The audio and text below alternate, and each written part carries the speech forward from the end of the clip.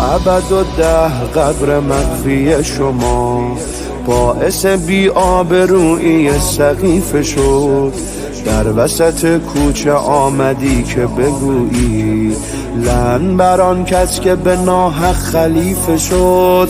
فراموش نمی کنی تا آخرین لحظه عمر بیبی شما از اون دوتا راضی نبودی.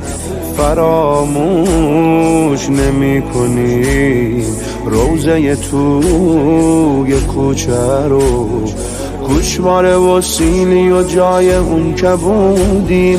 به بچه ها میگم که برا فرج دعا کنن همیشه. آقا نیاد هیچی درست نمیشه، آقا نیاد هیچی درست نمیشه.